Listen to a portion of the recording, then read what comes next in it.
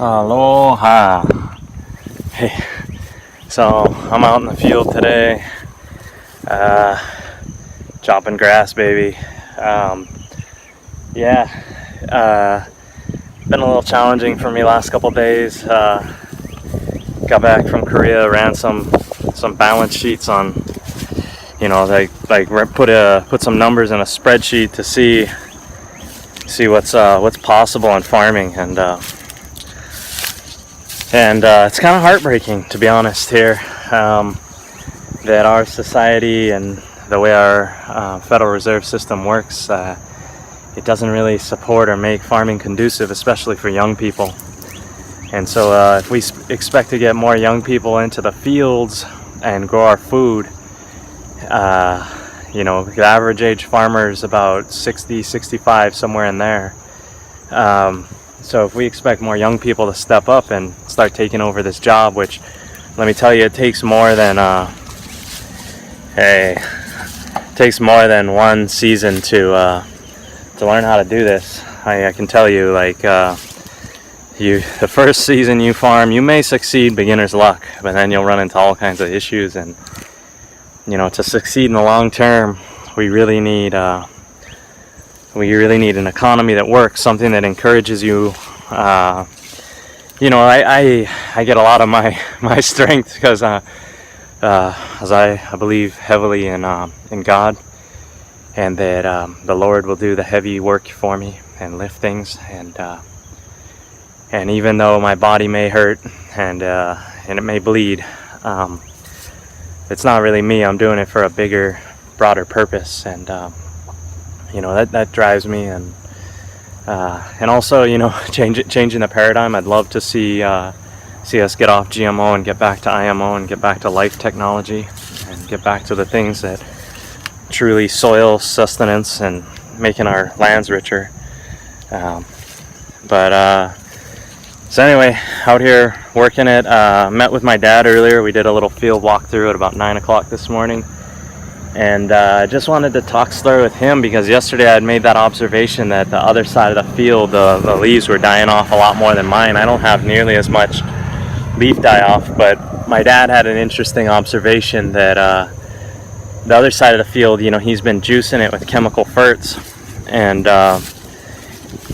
so he thinks that the trees are growing a little faster and that the leaves are dying off on the bottom on my half because the guy on that side has more leaves, and just like as he pushes them up taller, then the leaves at the bottom start to die off. So it grows up, leaves die off, and that's why he has more die off on the bottom, because his are shooting further at the top.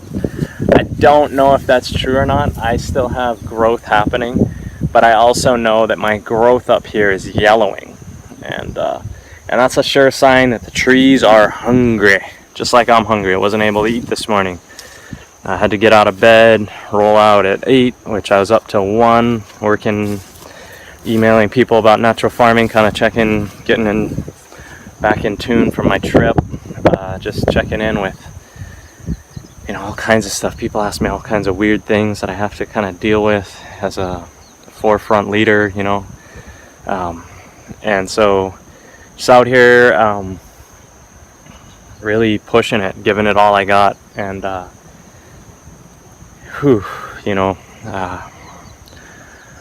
gotta be careful not to die, but I'm young, can handle. So I did want to point out, you see this black spot, maybe the black spot, it's growing on these fruits, and this black spot, my dad tells me, is a fungus, and it's gonna grow and they'll largely make these fruits 100% unmarketable.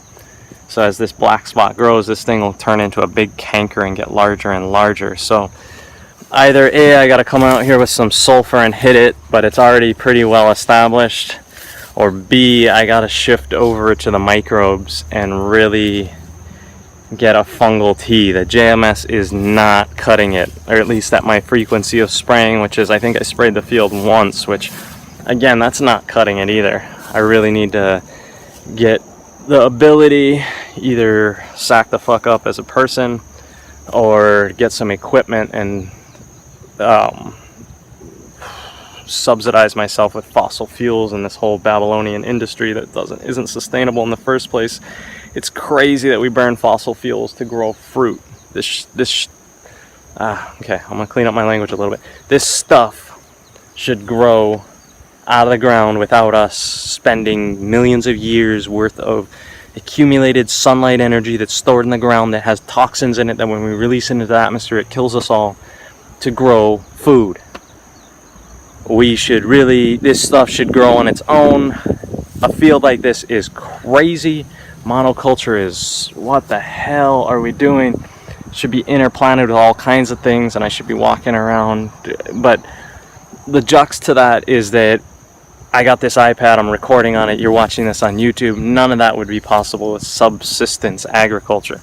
We need abundance and production, and natural farming has that answer. I'm just a little sour today. Really overworked right now, I'm feeling. But praying to God, feeling His presence, letting Him flow through me, and getting some motivation by looking at the things I gotta, the fungus stuff I got to get and get rid of. And so I was telling my dad, man, you know, it's like we're running a marathon and we're getting a slow start, but we're a distance runner. So even though we ain't out in front now, God willing, we will be. And it's also like bringing a crack addict off crack. You can't expect him. I also use this analogy. You can't get him to get an executive job today, the day he got off crack. You know, you got to start somewhere.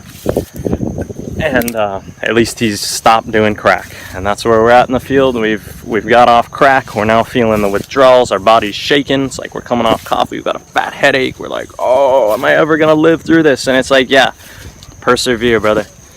Take a few more days. Collect yourself. Go get some coconut water from 7-Eleven and a bottle of water so you don't die.